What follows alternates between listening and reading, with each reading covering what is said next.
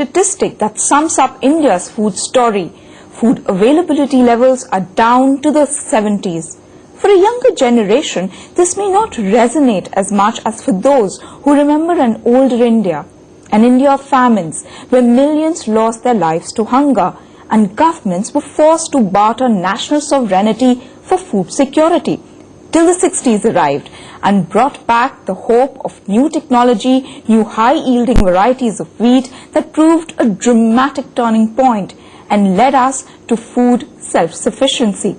But the Green Revolution has been a mixed legacy, and the greater irony, the victories of the 60s have now been reversed. Supriya Sharma reports.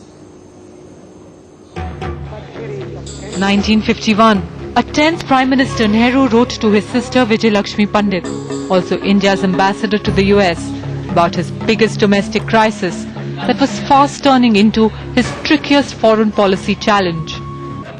Over the next 3 years, we imported more than 3 million tons of food grains from America, the infamous PL 480 import. In the era of Cold War politics, seen as a blow to the national pride, and by the world as a sign of India's imminent collapse. Few could then imagine, a decade later, the country would see a dramatic turnaround. Promised to end India's food misery. यहाँ इसी को उन्होंने ये कहा था, भाई ये ऐतिहासिक गांव है और भाई इसमें अब हमें उम्मीद है कि भाई जौनसी वाले ये किसान और जो आसपास के पड़ोस के किसान और काफी गैदरिंग थी, तो सभी भाई इसमें रुचि लेंगे और सब पैदावार को बढ़ाएंगे, क्योंकि देश में अनाज की कमी है। उसका असर लोगों में इतना हुआ कि बहन जी जो 100 मन गेहूं पैदा कर दो 1000 मन पर आ गया। मंडिया में बेटे गेहूं सड़का पड़े रहा करते, जगह नहीं मिली, फड़ पर के कहाँ डाल रहे हैं, बोला वहां चलो बाहर उजल डालते थे, इतना गेहूं पैदा कर दिया बेटे। Chonti village bumper harvest was replicated across Punjab, Haryana and parts of Uttar Pradesh. By 1968, as wheat output went up from 12 million tons to 17 million tons, India's Green Revolution had arrived. Indira Gandhi released a special stamp on wheat revolution showing the library building of the Pusa Institute, because she wanted to say that this revolution has come as a result of the introduction of science into farming. M.S. Swaminathan, the scientist credited with introducing India to the technological breakthrough, tells us achieving self-sufficiency would not have been possible without steady political support, starting with the Agricultural Minister C. Subramaniam. Many didn't have confidence this can happen, but some like Subramaniam had confidence. He even openly said, things are so bad, no harm in taking some risk. Lal Bahadur Shastri was very interested when he came to our fields. He spent several hours in a hot sun with me in the field. At the end of it he said, can you also give me some seeds for my house? So his plot number 10 Janpath, very good crop, very good crop. This wasn't just political symbolism, but the peak of both interest and investment in agriculture.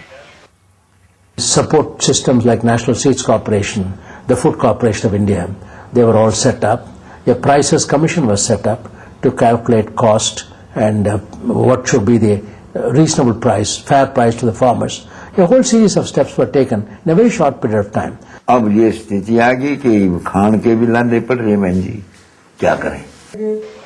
Farmers in Jonti village say it has all come a full circle. Sounds far-fetched, but examine the trends. Between 1990 and 2007, the growth of population has outstripped the growth in food grain output, and food availability is down to the level of the 70s. हरित क्रांति आने के बाद में ये average बहुत बढ़ गई, 260 मन पर एकड़ पहुंच गया था, लेकिन अब देश ईयर टू ईयर डाउन जा रही है, अब फिर ये वापस जो है ना 50% पर आ गई है. The promise of the 70s has soured. 50 feet नीचे पानी है. पहले 5 हाउस पावर में काम चलता था, आजकल 10 हाउस पावर का कनेक्शन लेना पड़ता है. कीड़ा बहुत जल्दी पकड़ते हैं. जमीन जो है कम उपजाऊ हो गई है. हम 50 kg DAP डालते हैं तो वो कोई असर नहीं दिखा रहा है. Ecologists say this is the price of the Green Revolution. Intense soil and water use has left vast stretches of land spent and unproductive. And so now there's talk of a second green revolution, of unleashing the productivity of Bihar and Uttar Pradesh, rain-fed areas where yields can still go up by 2 to 3 times. There's also talk of restoring the balance of green revolution lands.